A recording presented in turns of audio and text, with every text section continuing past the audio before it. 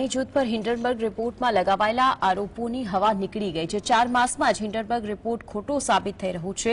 Supreme court દ્વારા નિયુક્ત committee Adani ગ્રુપને clean chit આપી દીધી। જોકે તપાસ રિપોર્ટમાં તમામ નિષ્કર્ષ અંતિમ નથી તેમ પણ કહેવામાં આવ્યું છે। હિન્ડનબર્ગ કેસમાં સુપ્રીમ કોર્ટ દ્વારા નિયુક્ત કરવામાં આવેલી કમિટીએ અદાણી ગ્રુપને ક્લીન ચીટ આપી દીધી છે અને કહ્યું છે કે પહેલી નજરમાં કોઈ પણ કાયદાનું ઉલ્લંઘન નથી तथा सेबी ने कीमतों में फेरबदल की संपूर्ण जानकारी हती। ये भी टेंटेटिव रिपोर्ट है, सेबी की रिपोर्ट अभी आनी है। 173 पेज की रिपोर्ट है ये। इस रिपोर्ट में ये लिखा है कि कोई प्राइस मैनिपुलेशन नहीं थी, कोई आर्टिफिशियल इंक्रीज नहीं था, जो भी रेगुलेटरी मैकेनिज्म थे उनको फॉलो किया गया, सेबी की तरफ से कोई रेगुलेटरी फेलियर नहीं था।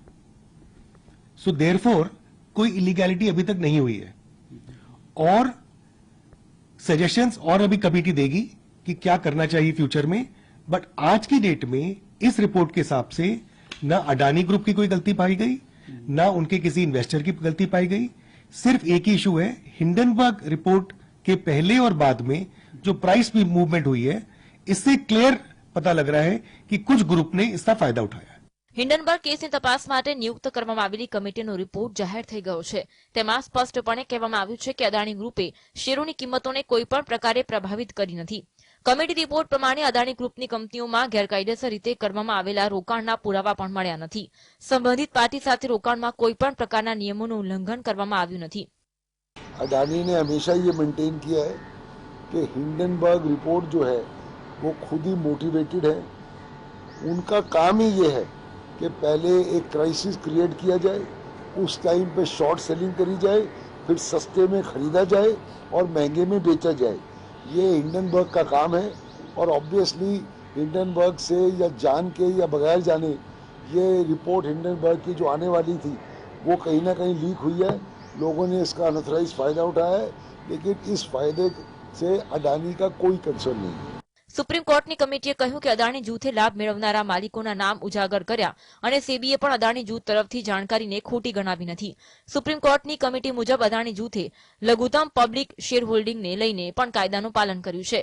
और अडानी ग्रुप भी उससे कोऑपरेट करेगा कि अडानी के खिलाफ तो कुछ निकला ही नहीं है। अल्टीमेटली आप बात सबसे बड़ी बात ये समझिए कि ये अटैक बोलने के लिए तो अडानी ग्रुप पे है, लेकिन इसका इम्पैक्ट किस पे है?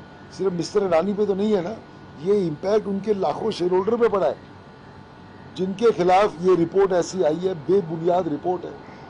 तो स्टॉक में जो लोगों ने इन्वेस्ट किया है, चाहे 10 शेयर हो, चाहे 100 हो, चाहे 1000 हो, उनकी स्टॉक वैल्यू को अफेक्ट हुआ है, अफेक्ट वो हुआ है। तो really speaking this is an attack on the Indian stock market and the lakhs of share holders who have put their faith in this Adani stock like any other big stock, and really they are the ones who are being affected. And I am happy to note that Adani Group has come out unscathed in this report.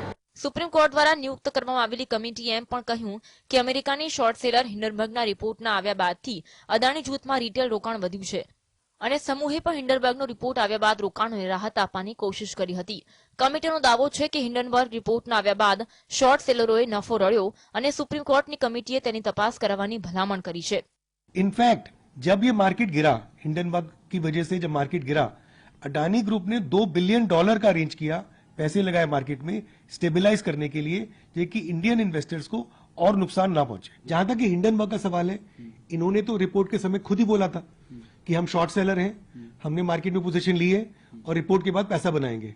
ये इन्होंने कई company से साथ किया है पूरे world में, America में रेगुलरली ये करते हैं, तो ये तो खुद ही बोल रहे हैं। अब इनकी तरफ से किन एंटिटीज ने वाकई में यहां पोजीशन ली है, सिर्फ उतना इन्वेस्टिगेट करना है। જો કે સુપ્રીમ કોર્ટની કમિટીએ એમ પણ કહ્યું કે તેમના તપાસ રિપોર્ટમાં તમામ નિષ્કર્ષ અંતિમ નથી, કારણ કે આ મામલામાં સેબીની તપાસ ચાલુ છે અને તેનો રિપોર્ટ આવવાનો બાકી છે। Bureau report GSTV।